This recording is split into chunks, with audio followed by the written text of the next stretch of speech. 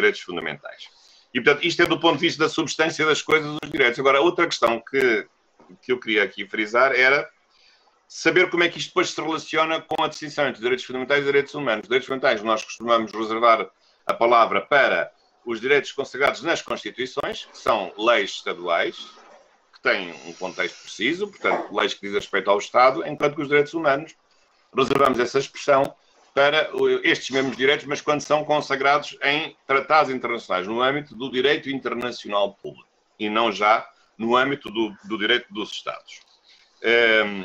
E como é que as coisas têm funcionado? Na verdade, quando aparecem os direitos humanos, quando aparece a proteção internacional dos direitos humanos, ela aparece num contexto, enfim, um contexto muito doloroso, que é o contexto do pós-Segunda Guerra Mundial, em que o mundo realmente assistiu aos horrores que, enfim, conhecidos e documentados, não vou agora especificar, e, portanto, percebeu-se que os Estados sozinhos não tinham conseguido garantir a proteção dos direitos humanos fundamentais das pessoas. E, portanto, a comunidade internacional chamou a si, como atribuição fundamental, também a proteção dos direitos humanos das pessoas, mesmo das pessoas colocadas ao nível dos seus Estados, até para proteger as pessoas dos próprios Estados, que muitas vezes, não sendo democráticos, não respeitavam os direitos fundamentais dos seus próprios cidadãos. E, portanto, num certo sentido, uma coisa admirável, como a comunidade internacional aceitou que todos se autolimitassem nos seus poderes e pudessem aceitar a imposição de normas internacionais e de esquemas de proteção de direitos humanos contra a vontade dos Estados e, portanto, os Estados não reivindicando, pelo contrário, aceitando que a normação sobre direitos humanos pudesse ser feita de fora, de cima para baixo, e não reivindicando esse espaço como um espaço de domínio reservado dos próprios Estados. E, portanto, nasce a proteção internacional dos direitos humanos, que tem vindo depois, desde os anos 40, a multiplicar-se. O grande texto que marca, digamos, essa fase é a Declaração Universal dos Direitos Humanos, aprovada em 10 de dezembro de 1948, e depois há uma multiplicação de sistemas. Há o sistema das Nações Unidas, que tem como dois textos fundamentais, um pouco posteriores, em 66, os dois pactos de direitos civis e políticos e de direitos económicos, sociais e culturais, e depois os vários continentes vão também construindo os seus próprios sistemas regionais. O europeu foi o primeiro, com uma organização europeia que continua de boa saúde e que tem 47 Estados-membros, se não estou em erro, que é o Conselho da Europa, que a partir de 1950, portanto, ainda antes de aparecerem as comunidades europeias, aprovou uma Convenção Europeia dos Direitos do Homem no âmbito desta organização, que é uma organização política reservada e dedicada à defesa do Estado de Direito, da liberdade e da democracia. Portanto, é uma organização de natureza apenas política, não económica, como é a União Europeia, que hoje também é económica. E na Europa hoje já temos um outro sistema, que é o sistema dentro da própria União Europeia, que não tem 47 Estados, tem 27 Estados-membros, agora com a saída do Reino Unido, mas também tem um sistema sofisticado de proteção dos direitos humanos.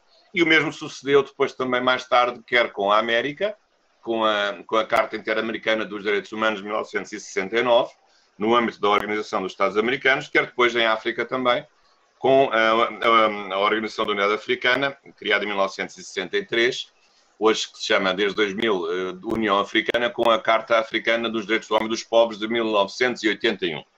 E, portanto, estes direitos que se foram desenvolvendo nos Estados, primeira e segunda geração, depois, a partir dos anos 50, 40, 50 ou 60, também foram transferidos para a órbita internacional e também esses direitos foram sendo, digamos, replicados nos vários sistemas, ora em termos universais, ora em cada um dos continentes e às vezes com, obviamente, coincidências de listas. No fundo, temos em cada país, hoje, temos praticamente 3 sistemas a funcionar.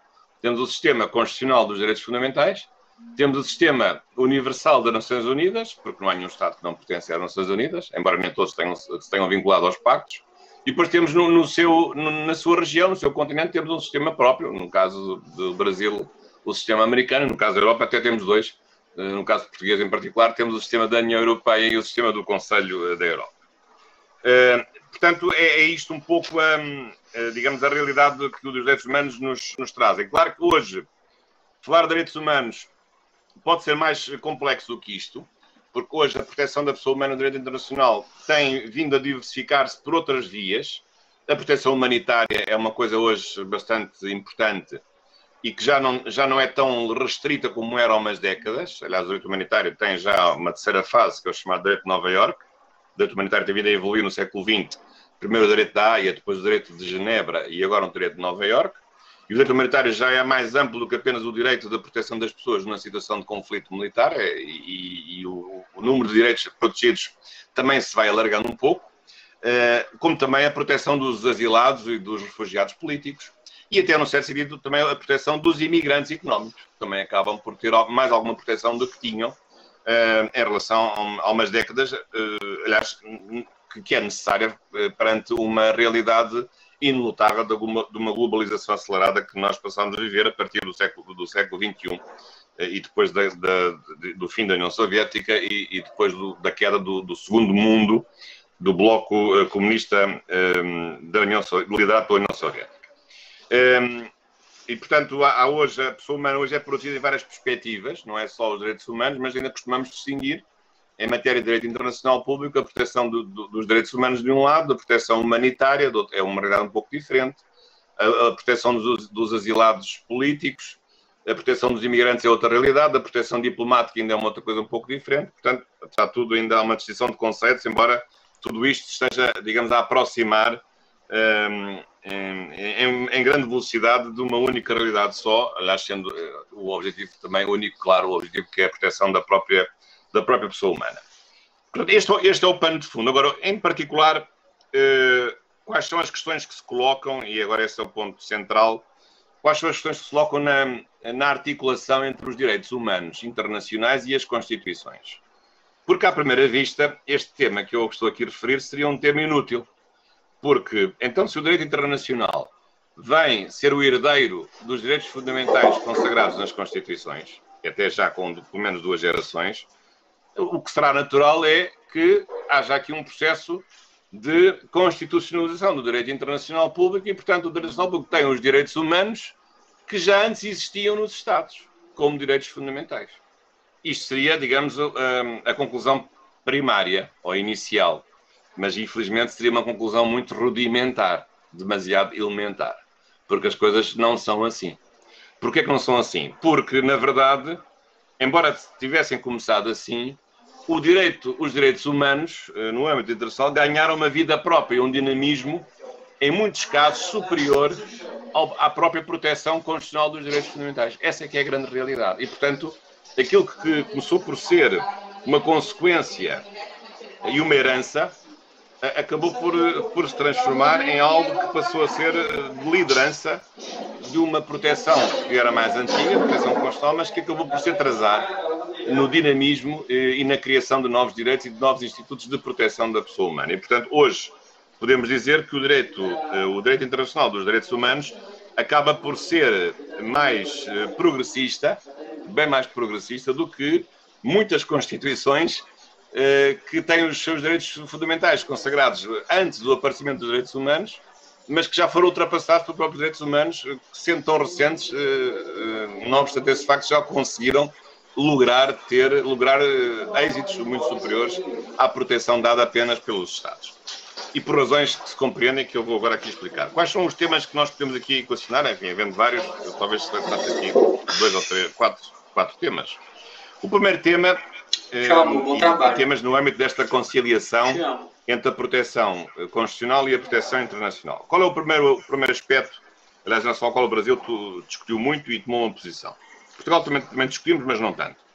É saber se os direitos humanos que vigoram nos tratados têm, dentro dos Estados, o mesmo valor das Constituições. Portanto, saber qual é o valor hierárquico das normas que consagram direitos humanos. Tem um valor originário de normas de direito internacional, que nós, na teoria tradicional das fontes, são normas infraconstitucionais, mas supralegais, ou em alguns, enfim, mais soberanistas, até têm o mesmo valor das normas legais, como era a teoria do Brasil até há uns anos, que agora mudou, ou os direitos humanos, uma vez que os Estados os reconhecem, também têm o mesmo valor que têm os direitos fundamentais que estão nas Constituições. Portanto, também são direitos constitucionais. Esta é que é a questão. E eu acho que, evidentemente, só podem ser direitos constitucionais. Aliás, as Constituições para isso apontam, quer a portuguesa, quer a brasileira, de uma forma, aliás, a brasileira de uma forma explícita. A portuguesa diz isso no artigo 16, número 1, que os direitos fundamentais consagrados na Constituição não excluem quaisquer outros que sejam acrescentados, quer pela lei ordinária, quer pelos tratados internacionais. Mas a Constituição brasileira foi até mais longe, porque, aliás, isso foi objeto da emenda 45, porque no artigo 5º, não só já o dizia originariamente no parágrafo 2º, que os direitos expressos na Constituição não excluem outros direitos consagrados em tratados, mas depois, na emenda 45, em 2004, salvo erro, acrescentou o parágrafo 3º, dizendo que se esses direitos forem consagrados em tratados que tenham tido a aprovação por 3/5, esses direitos têm um valor de emenda constitucional. Portanto, têm um valor de norma formalmente constitucional. Nós, em Portugal, não chegámos a esse ponto. Por acaso, sempre foi isso que eu defendi já há uns quantos anos, como imagino o tempo passa, na minha tese de mestrado foi sobre esse assunto, ou uma parte sobre esse assunto.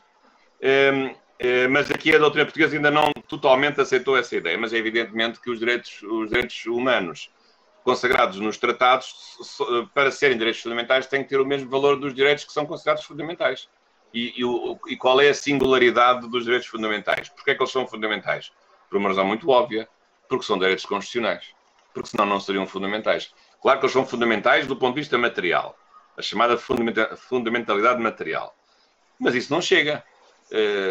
Para que eles sejam verdadeiramente fundamentais em termos materiais, para que se imponham, também tem que ter uma fundamentalidade formal, e ela só pode ser dada através de serem reconhecidos por normas que sejam hierarquicamente superiores e que tenham um valor de normas formalmente, ou hierarquicamente constitucionais, ou formalmente constitucionais. E, portanto, eu penso que em relação a esse assunto, o assunto ficou resolvido e, portanto, hoje ninguém discute o valor, ou ninguém põe em causa o valor constitucional dos direitos humanos consagrados pelos tratados, sobretudo quando eles acrescentam novos direitos àqueles que já existiam nas Constituições.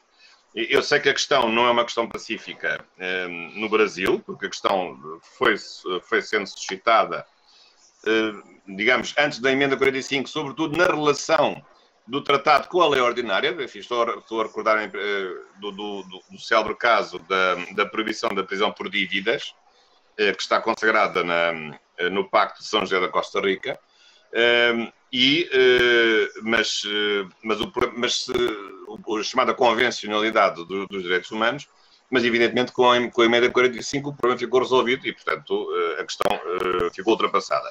E, aliás, com uma vantagem, que é admirável, que é a vantagem de os direitos humanos, uma vez que são aprovados por tratados, que apenas obedecem a uma maioria geral deliberativa, e não obedecem a um processo de revisão constitucional, que em Portugal é um processo difícil e complexo, com vários limites, desde logo a maioria de 2/3 para a aprovação, mas se os direitos são aprovados por tratados com maioria simples, em que não é necessário a revisão constitucional, eles podem ter a mesma força jurídica dos direitos constitucionais que esses são consagrados na Constituição. Portanto, aquilo que se não conseguir aprovar por revisão constitucional, e às vezes não se consegue, porque a revisão constitucional nos Estados é muitas vezes contaminada pelo contraditório e pela conflitualidade político-partidária, e que muitas vezes bloqueia as revisões constitucionais. Aliás, há poucas semanas em Portugal houve uma tentativa de uma nova revisão constitucional que foi logo abortada à anchença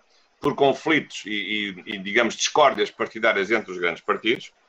Enquanto que aqui nos tratados, muitas vezes não são os Estados que fazem os tratados, os Estados limitam-se a ratificar os tratados, embora participem na sua elaboração, e portanto esses novos direitos acabam por entrar pela porta do cavalo, digamos assim, ou por uma porta, digamos, secreta, ou pela porta traseira, mas com o mesmo efeito de serem considerados como direitos fundamentais, com o mesmo valor dos direitos fundamentais das Constituições. E muitas vezes os partidos políticos até agradecem, porque assim não têm que mostrar que estão de acordo uns com os outros, porque os partidos querem mostrar que estão em desacordo, porque querem ter um capital político de queixa e querem manifestar as suas diferenças para terem votos, não é? E portanto, se os partidos se unem entre si, não têm interesse nenhum neste discurso unitarista, porque esse discurso é um discurso que é, digamos, contraproducente do ponto de vista da popularidade digamos, das questões de natureza eleitoral, em que os partidos, evidentemente, têm que tem que equacionar, porque a vida deles é ganhar as eleições. Essa que é a sua função e o seu objetivo. Mas esse é um primeiro aspecto. Depois, um outro aspecto que é importante, que eu gostava aqui de referir, é o aspecto que já referi um pouco, que é o caráter mais progressista dos direitos humanos em relação aos direitos fundamentais nas Constituições. E porquê? Porque, precisamente, nós verificamos que é graças ao direito internacional público que aparecem novos direitos que, de outra forma, nunca seria possível consagrar nas Constituições. A questão dos direitos das mulheres é uma questão evidente. Os direitos das mulheres, os direitos dos estrangeiros, por exemplo. Ou no caso aqui, que já falei no vosso caso da prisão por dívidas, a proibição da prisão por dívidas, ou no caso aqui em Portugal, que tem sido muitas vezes discutido, e Portugal foi muitas vezes condenado no Tribunal Europeu dos Direitos Humanos, que é um tribunal do Conselho da Europa, que é o direito à celeridade da justiça. Depois também passou a ser um direito consagrado na Constituição a partir da revisão de 1997. Mas Portugal foi múltiplas vezes condenado no Tribunal Europeu dos Direitos Humanos por não ter uma justiça célere, uma justiça rápida. Porque há o célebre artigo 6º da Convenção Europeia dos Direitos Humanos que diz que a justiça tem que ser equitativa e célere. Depois não diz em que é que consiste a celeridade da justiça, mas certamente que um processo que demora 10 anos ou 15 anos, que houve muitos, não são certamente processos céleres. E, portanto, Portugal foi condenado por isso. E, portanto, pode então haver aqui novos direitos, um alargamento da tipologia dos tipos de direitos fundamentais que vêm de fora para dentro, que são trazidos por novos direitos consagrados por novas convenções internacionais. Em matéria dos direitos humanos das mulheres, isso é evidente. A Convenção de Istambul, por exemplo, que é uma realidade nova, que muitos países por dentro nunca conseguiriam aprovar. Aliás, infelizmente, alguns países querem fazer um retrocesso na proteção dos direitos das mulheres no âmbito da Convenção de Istambul. Aliás, a começar precisamente pelo país onde está Istambul, que é a Turquia, que quer, não sei se já saiu ou quer sair da Convenção de Istambul, que é uma coisa realmente lamentável. Mas, portanto, há aqui um conjunto de proteções, de progressos ao nível de novos direitos humanos que são consagrados lá fora de tratados e que depois acabam por chegar, por força das cláusulas de recepção, às próprias Constituições. E isso penso que é extremamente importante. Depois há aspectos que são aspectos mais de natureza mais técnica, mas que também são importantes. Já falei das coisas, agora um terceiro aspecto que é o seguinte, que é o aspecto de saber como é que é feita a aplicação desses mesmos direitos. E aqui talvez possa acontecer um pouco o contrário. Isto é, aqui os direitos nacionais ou os direitos fundamentais podem ajudar ao direito internacional público, que são os problemas relacionados com a aplicação imediata dos direitos humanos. Sabem que no direito internacional muitas vezes os tratados não são self-executing. São tratados que ficam a depender de uma intervenção posterior dos Estados. Claro que é uma intervenção que acontece logo no âmbito da ratificação, mas muitas vezes depois de ratificados os tratados não são auto-executáveis, não são self-executing e carecem de uma intervenção dos Estados que têm que fazer as leis de aplicação desses mesmos tratados. Sabem que a regra no direito constitucional não é essa. Aliás, é o parágrafo 1º do artigo 5º na vossa Constituição, o artigo 18 na Constituição Portuguesa, os direitos e garantias têm aplicação imediata. Ou aplicação direta, digamos assim, talvez mais direta do que imediata. E, portanto, isso significa que não estão dependentes da vontade do legislador, porque se tivessem dependentes da vontade do legislador, então esses direitos não ficariam, digamos, numa posição altamente desfavorável. Portanto, estar-se-ia, nesse caso, a inverter a pirâmide das coisas. E, portanto, não seria a Constituição que estaria em cima, mas a Constituição ficaria dependente da lei e não a lei a depender da Constituição.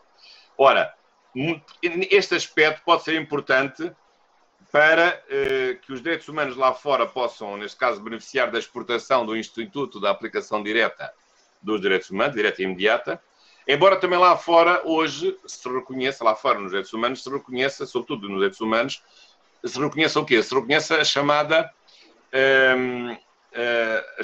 existência de obrigações internacionais erga omnes, ou seja, os Estados, mesmo que não tenham ratificado os tratados sobre direitos humanos, em alguns casos, já tem havido decisões judiciais, até do próprio Tribunal Internacional de Justiça, que se aceita que os Estados, não obstante o facto de terem manifestado uma vontade contrária, tácita ou expressa, eles ficam à mesma abrangidos por direitos humanos que sejam formulados por tratados dos quais eles não façam parte. Isto é aquilo que nós chamamos de obrigações internacionais erga omnes, isto é, que se impõem a todos, mesmo àqueles que tenham formulado vontade contrária de consentirem na sua vinculação. E isso já é um aspecto muito importante, porque já nos leva aqui para um outro campo muito mais importante, que é um campo da vinculatividade universal dos direitos humanos, que aliás essa é a grande característica, que vincula todos os Estados, mesmo os Estados que não queiram cumprir esses direitos humanos, e todos os Estados, portanto, independentemente do seu sistema político, ou do seu sistema económico, ou do seu sistema cultural, ou da civilização, ou da religião dominante. E isso, de facto, é um aspecto muito importante, que tem a ver, digamos, com a interação do Instituto da Aplicação Direta e Imediata dos Direitos Humanos e dos Direitos Fundamentais, quer no âmbito do direito dos Estados, no direito constitucional, quer no âmbito do direito internacional. Depois, há um outro aspecto que também tem sido discutido e é mais complexo, que é, e com isso termino, um quarto tema, que é o tema, precisamente, dos limites ao exercício dos direitos humanos, ou dos direitos fundamentais. E, aliás, e com isto, como se costuma dizer no Brasil, aproveito o gancho para falar um pouco da pandemia. Nós sabemos que um sistema de direitos fundamentais não é um sistema, embora declarado nas Constituições, não é um sistema totalmente exercitável por todos, em todos os lugares e em todas as alturas. Sabemos que isso não é assim. Num certo sentido, é um sistema ideal, porque há sempre, no plano da realidade constitucional, situações de conflito e necessidades de restrição dos direitos, até para os acomodar com direitos de outrem. Porque há situações em que os direitos não podem ser exercidos ao mesmo tempo por duas pessoas. Alguém tem que ceder no seu direito para que os direitos se possam exercer da melhor maneira possível. Portanto, numa ideia de concordância prática. E, portanto, aqui temos depois vários mecanismos que limitam os direitos.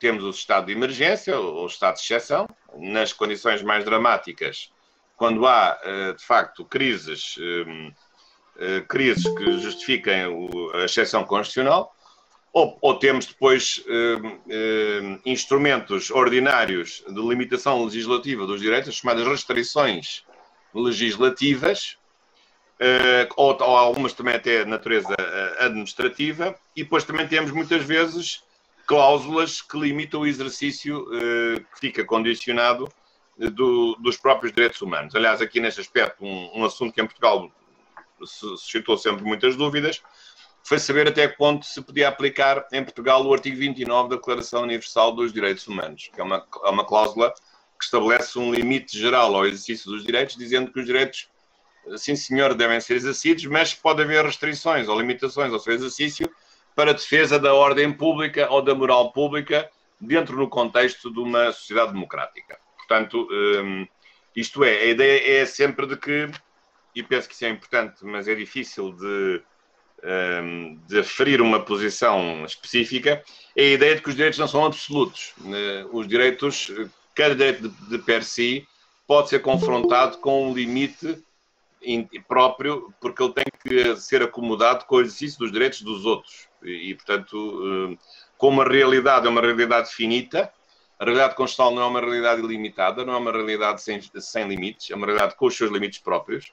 Os direitos muitas vezes têm que ser conciliados uns com os outros, mas isso tem que ser feito de uma forma, digamos assim, racional, argumentativa, não de uma forma caprichosa, não de uma forma, digamos, arbitrária. E, portanto, esse é que é o grande desafio que se coloca, quer no âmbito de uma restrição, quer no âmbito da definição dos limites de direitos concorrenciais ou de direitos colidentes, através de, porventura, de uma teoria da ponderação de bens ou de uma teoria que determina preferência ou a prevalência de certos direitos em função de outros direitos por causa da sua maior valia ética intrínseca desses mesmos direitos.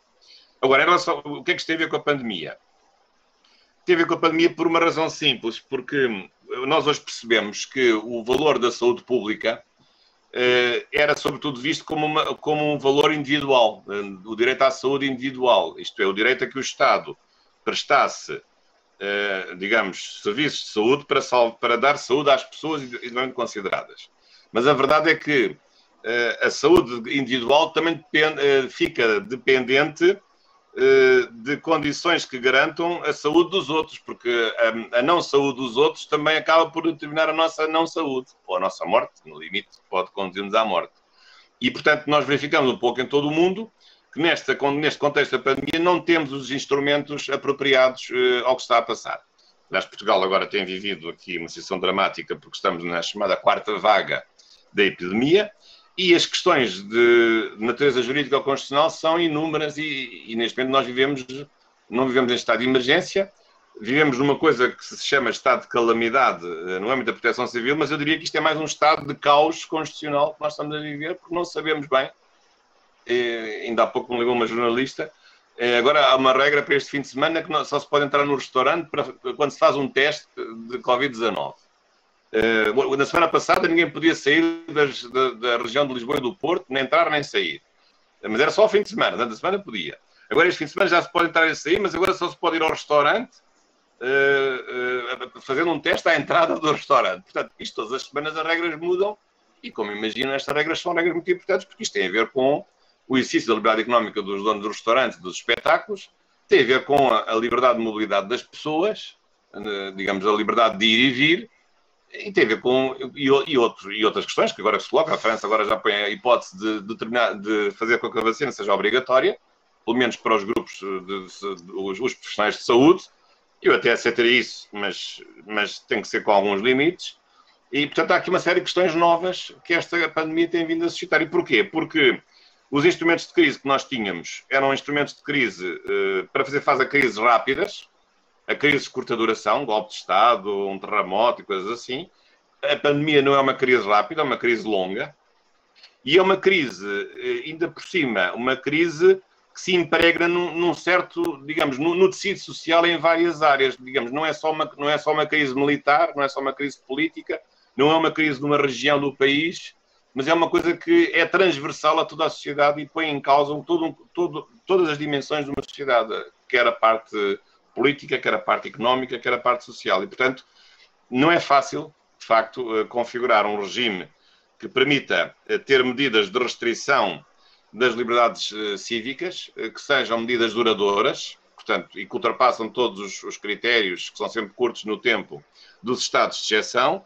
Mas, por outro lado, também não podemos aceitar que as medidas sejam só medidas de natureza ordinária, porque as restrições são bastante severas e aparentam muitas vezes essas restrições a situações de verdadeira suspensão dos direitos fundamentais.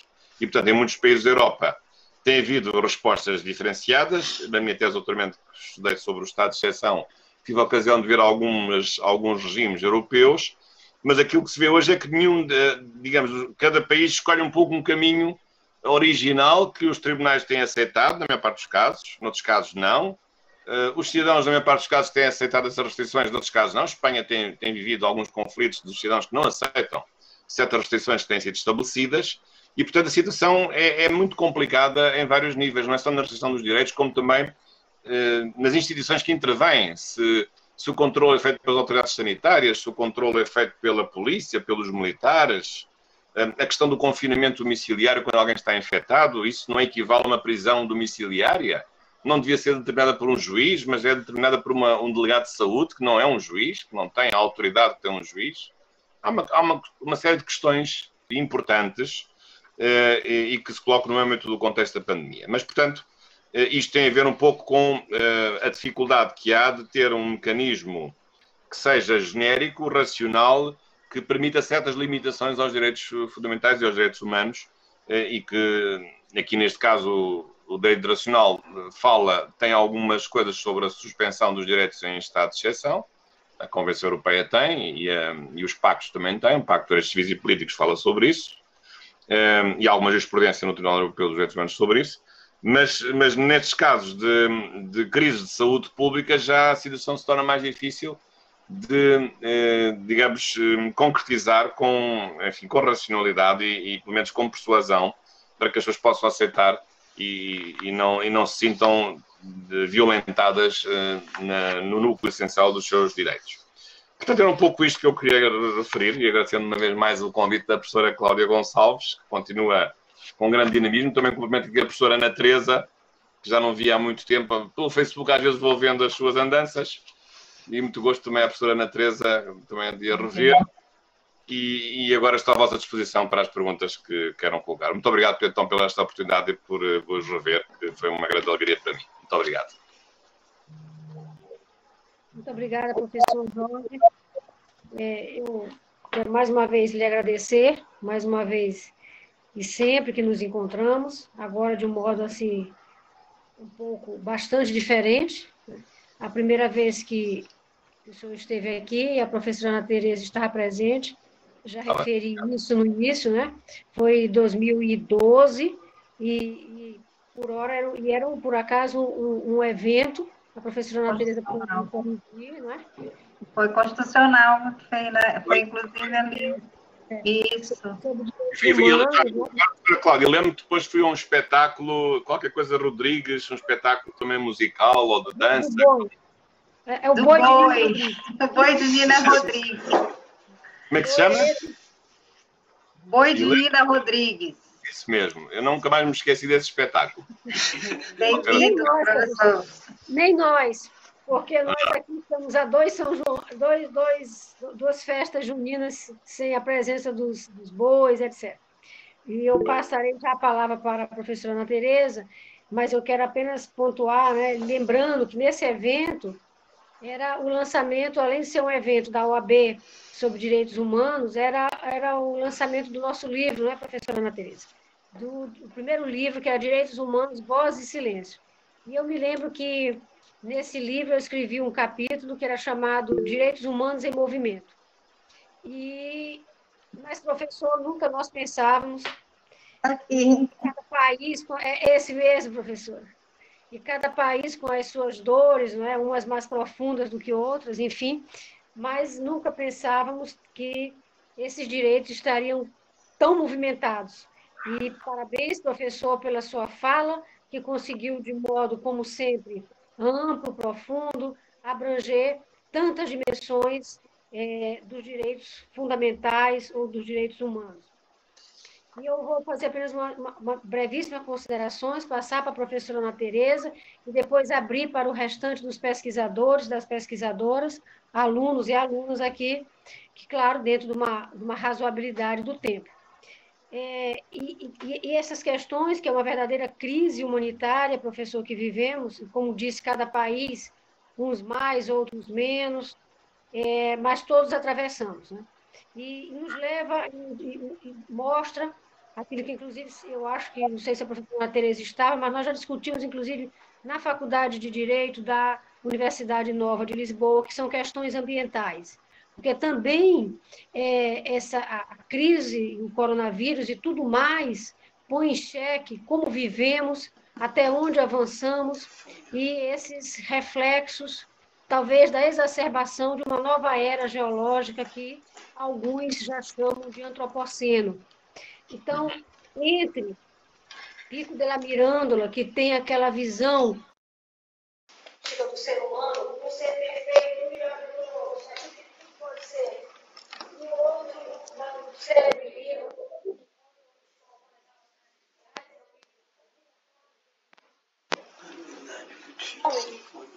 de primo leve, né? Um professor de física e química que passou pelo Holocausto, pela experiência do Holocausto. Então, entre um e outro, existem duas questões. Existem humanos encarnados, vivendo esses momentos e até com pouca reflexão, porque, na verdade, temos um carrossel tão grande de questões políticas, sociais, econômicas, muitas vulnerabilidades, tanto para nossos países primários e outros. E nós estamos debaixo da vida da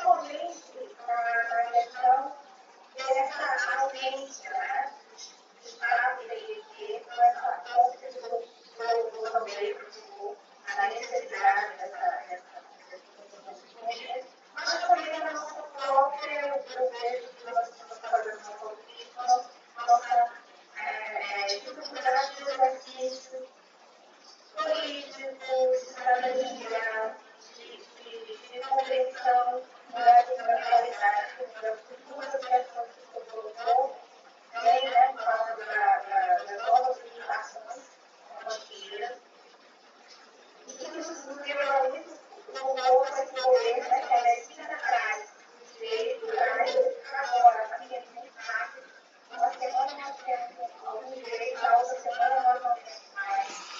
E o peso que se coloca, e ao mesmo tempo,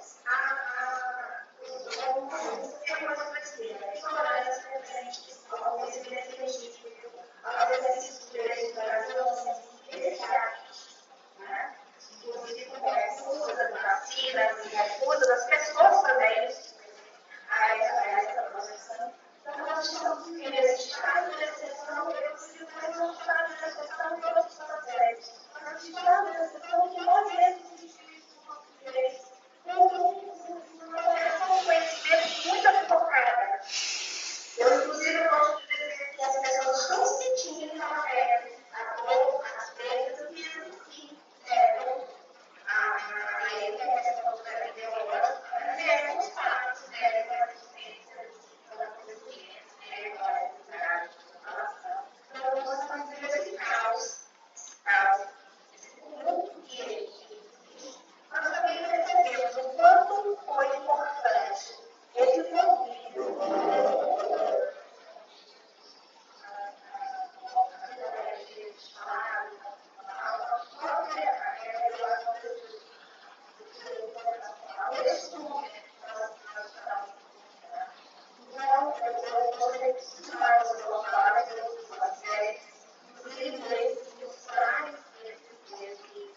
Essas diferenças que estão acontecendo em Portugal e também nos colocam diante de uma situação que nós já vimos. Tudo está normal, de repente volta ao caos. Nós estamos refém de um vírus, de uma questão de saúde e de outras questões que estão exatamente referentes a esse direito humanitário em todas as dimensões que estamos todos. Porque o direito à democracia, a respeito à questão ambiental, e a respeito do ser humano em todas as suas possibilidades. Não estamos isolados em fronteiras, e esse é o grande problema. Como a professora também falou, interessantíssimo, importantíssimo que eu estava fazendo dados, nós não temos mais capacidade. Eu diria para a pessoa, e nós podemos ainda, por esse capitalismo de dados, por essa informação de acesso, de comunicação, estar aqui hoje, conversando, dialogando, e não temos que estar isolados nesse momento, inclusive, o educação, o ensino, a pesquisa, por isso, nos permitiu. Mas isso é uma parcela da população. Porque esse acesso, inclusive na justiça, é um acesso equivocado pelas leis virtuais que nós sabemos que não pertencem a todas as pessoas. Então, nós temos legislações locais. Isso é muito bom para o Senado, para a Constituição. Um aspecto hoje que eu acredito, eu sou pela Federação do Movimento Nacional de Mulheres do Ministério Público. E é a questão exatamente ao tempo das mulheres nos espaços de poder, de liderança. E não só do poder de colocar todas as questões femininas nas áreas, né? A ausência das mulheres negras, a ausência das negras, a ausência a invisibilidade das pessoas femininas, a invisibilidade da população LGBT a mais. Nós temos muitas vulnerabilidades do Estado brasileiro e a necessidade nós vamos ter essa perspectiva inclusiva e vem dos seres humanos internacionalmente, né? Estão caminhando profissional, nós temos e não temos.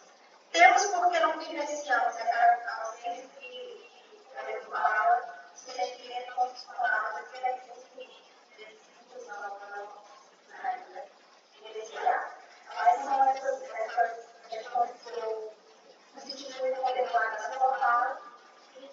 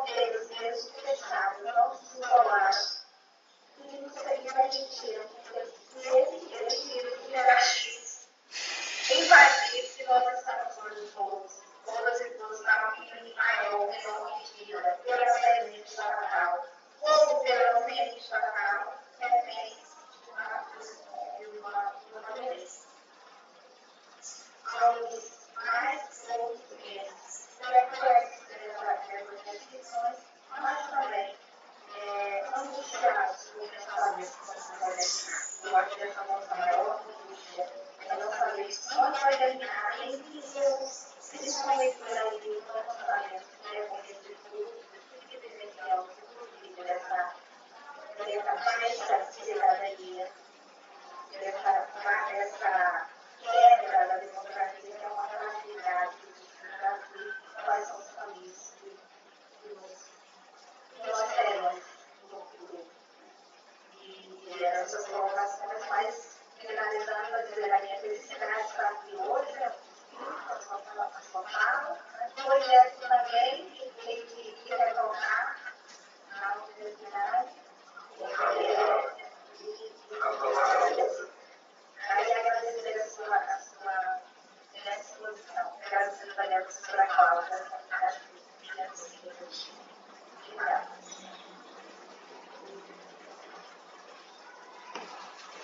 Aí eu acho que está premiada para quem quiser perguntar, né, professora Cláudia?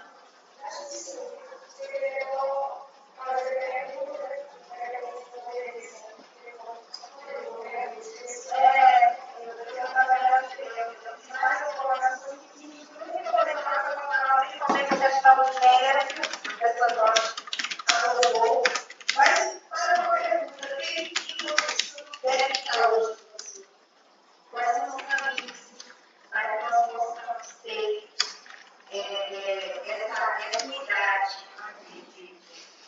de gênero, de raça, nos espaços que o senhor considera como caminho? Nós estamos realmente caminhando para isso?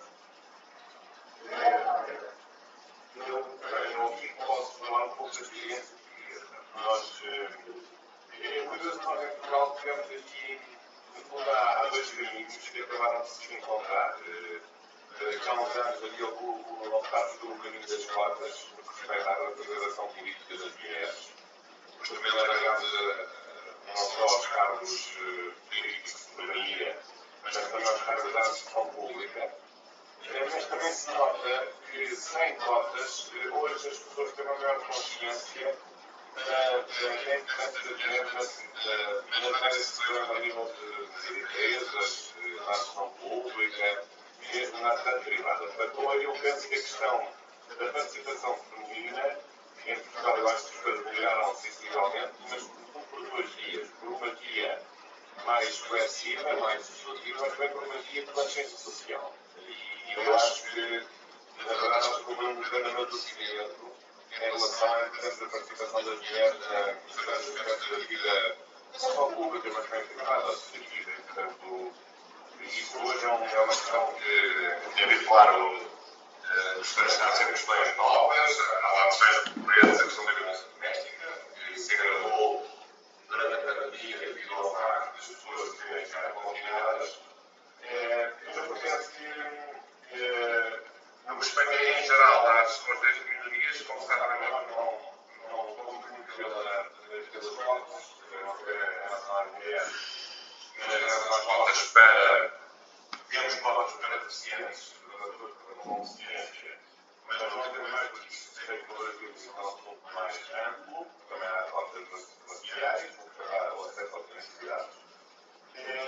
Mas eu acho que, apesar de tudo, conseguimos ter este caminho, não é necessário lançar novos instrumentos legislativos e acabamos por uma maior consciência social da sociedade de a mulher fazer parte da decisão como um homem e, portanto, o assunto se resolver dessa forma. Portanto, penso que acho que nós estamos bem nesse aspecto, acho que as coisas estão bem encaminhadas, somos um país mais progressivo nessa matéria e, portanto, penso que não é necessário, digamos, um acentuar essa questão das cotas.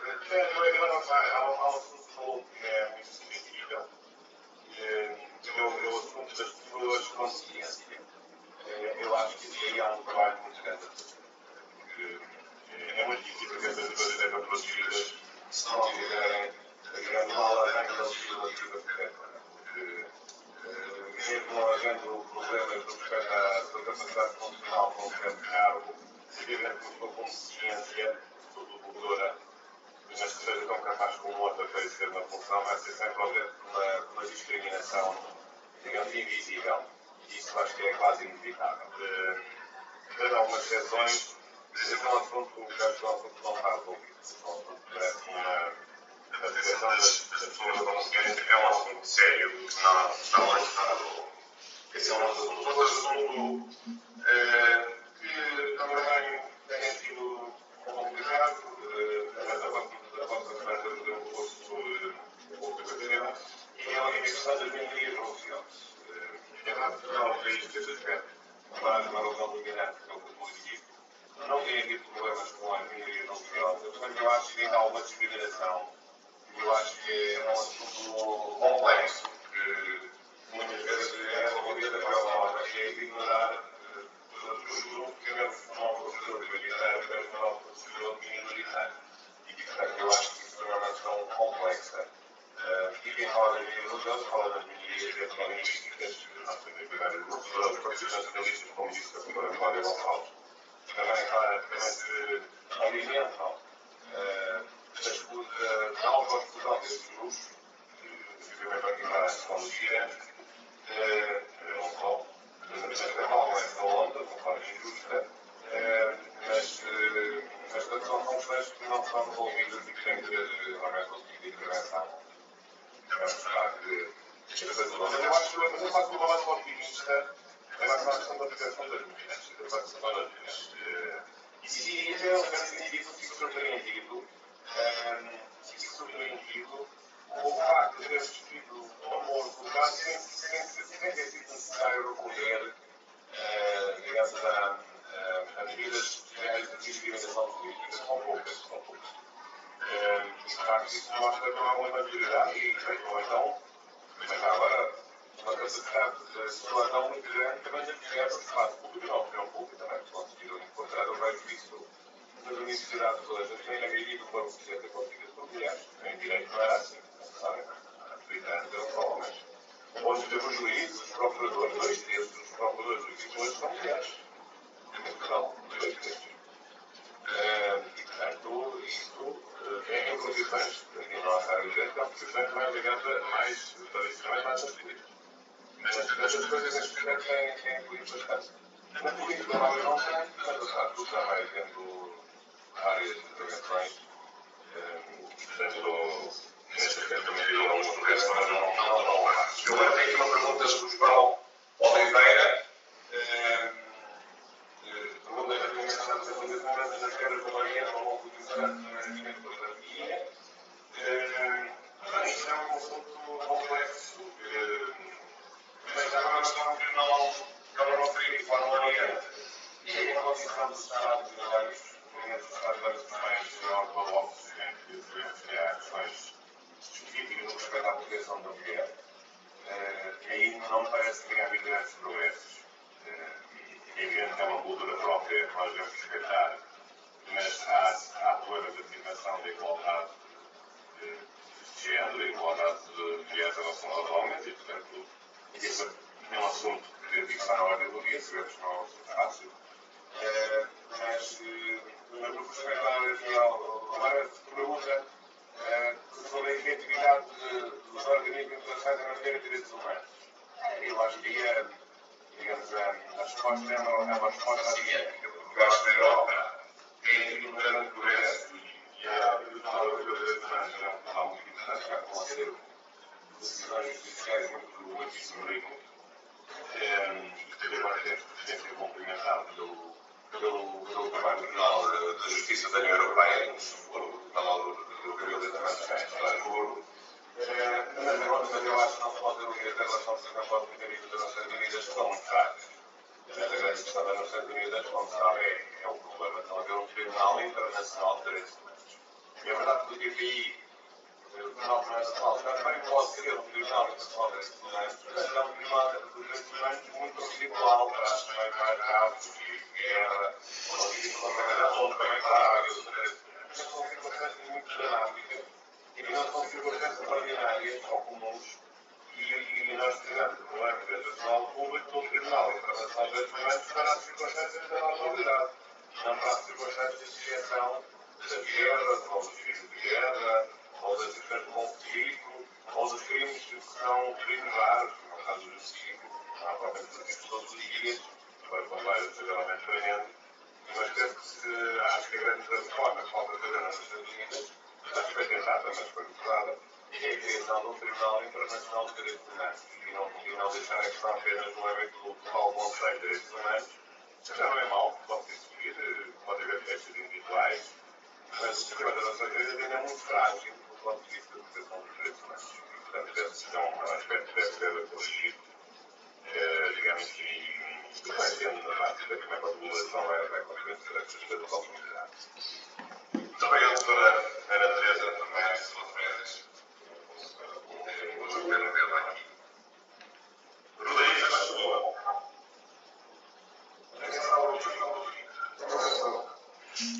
Boa tarde e sistema da desenvolvimento. Eu assistindo o senhor falar, primeiro, parabéns pela sua apresentação. Eu sou aluno do doutorado de assuntos ambientais da professora Cláudia.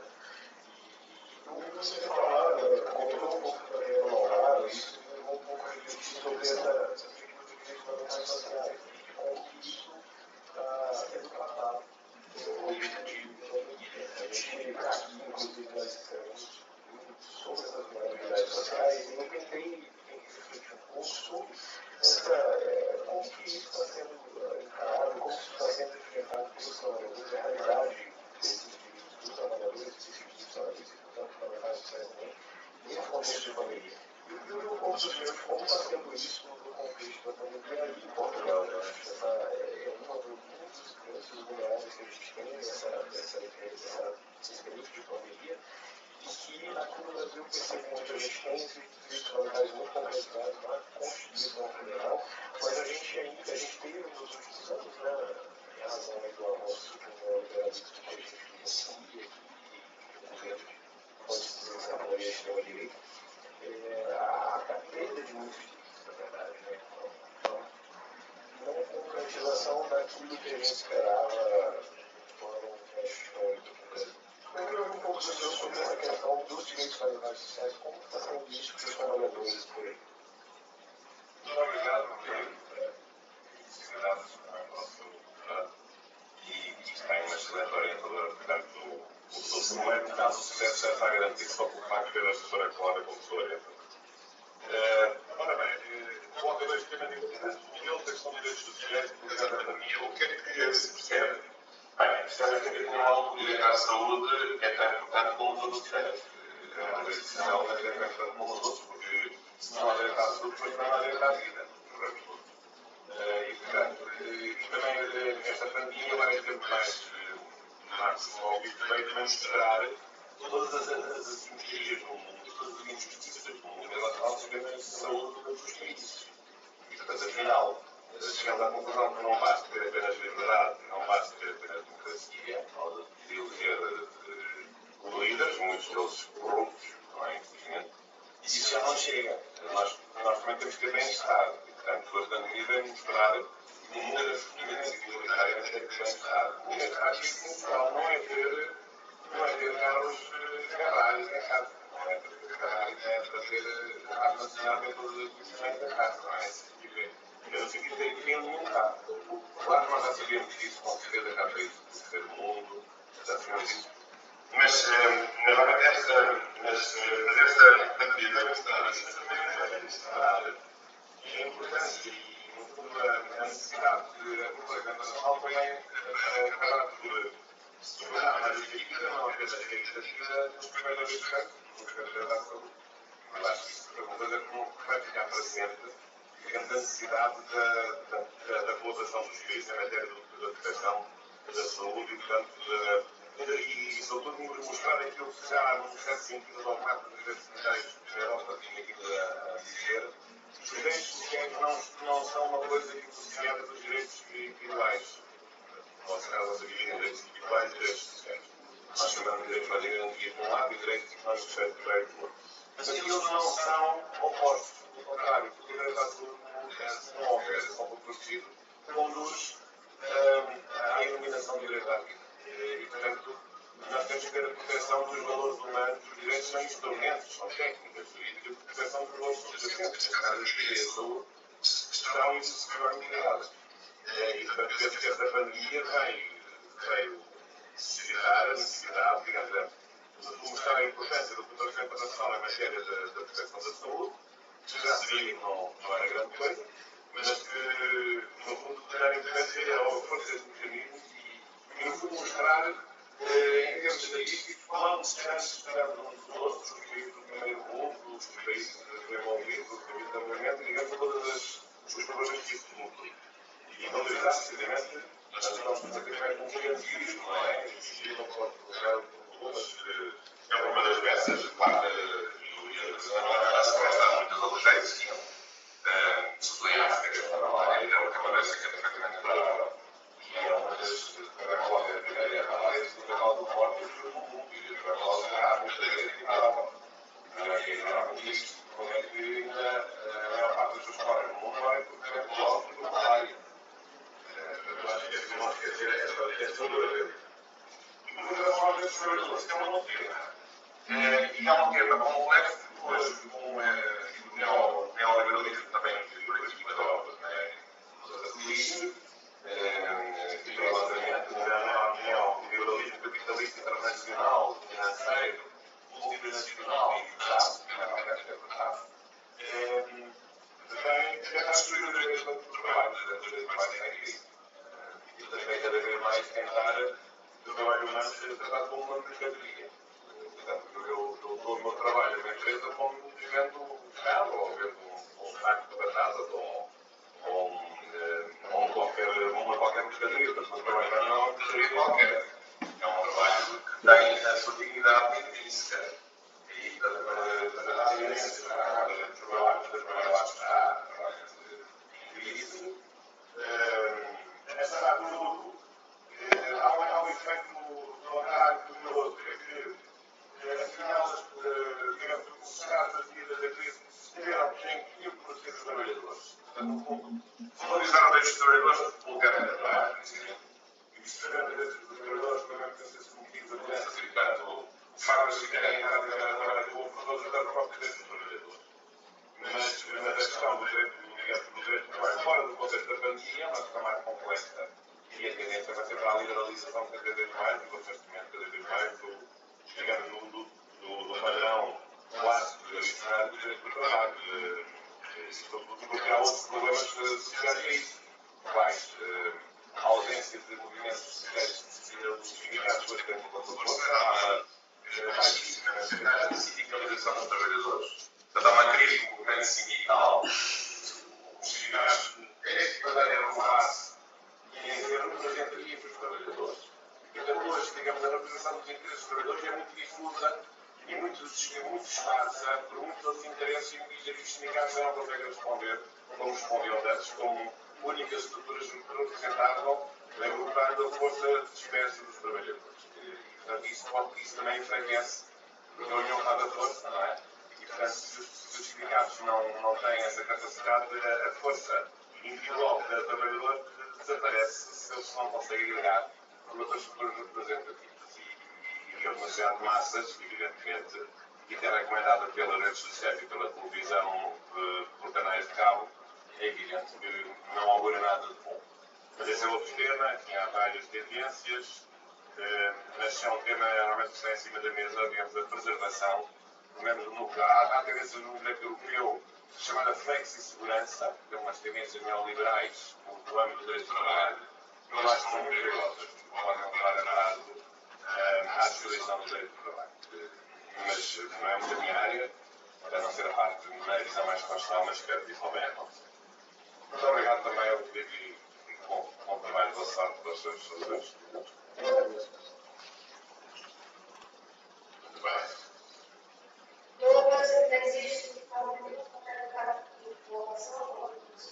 Não, professor, não temos mais nenhuma pergunta.